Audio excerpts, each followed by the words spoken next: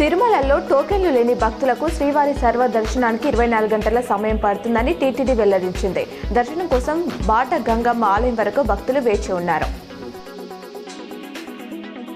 నిజామాబాద్ నగరంలోని Subhash Nagar MLA camp కార్యాలయంలో urban MLA Dhanpal Suryanarayana Gupta లబ్ధిదారులకు CMRF చెక్కులు పంపిణీ చేశారు.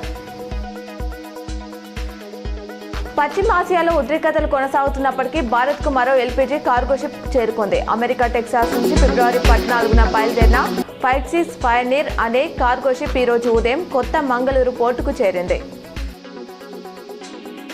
ఇందూరు గడ్డపై గల జీవ నదులు వాగులు ఇక్కడ వ్యవసాయాన్ని సస్యశ్యామలం చేస్తున్నాయి. జిల్లాకు తలమానికం వంటి శ్రీరామ్ సాగర్ ప్రాజెక్టు ఉత్తర తెలంగాణనే వరప్రదాయినిగా నిలుస్తూ లక్షలాది ఎకరాలకు సాగునీరు అందిస్తుంది.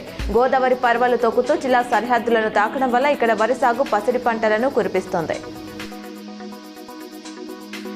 ఉమ్మడి నిజామాబాద్ జిల్లాలో ఉష్ణోగ్రతలు నానాటికి పెరుగుతున్నాయి. గడిచిన 24 గంటల్లో నమోదైన అత్యధిక ఉష్ణోగ్రతలు ఇలా ఉన్నాయి. మెండోరా మొస్రా 38.7 డిగ్రీలు, బాల్కొండ 38.4, మాచర్ల 30.2, భీమ్గల్ 38, తొండకూరు 37.5, మోర్తాన్ 37.4, వేంపల్లె 37, మాగిడి ఏడపల్లి, నిజామాబాద్, కొల్లూరు 36.7, పెరికేట్ ఎరగట్ల 36.6, ఆలూరు, బీబీపేట 36.5 డిగ్రీల ఉష్ణోగ్రతలు నమోదయ్యాయి.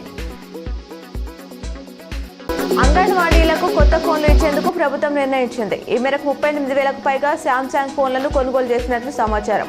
10 రోజుల్లో సీఎం రేవంత్ వాటిని అందజేయనున్నట్లు తెలుస్తోంది.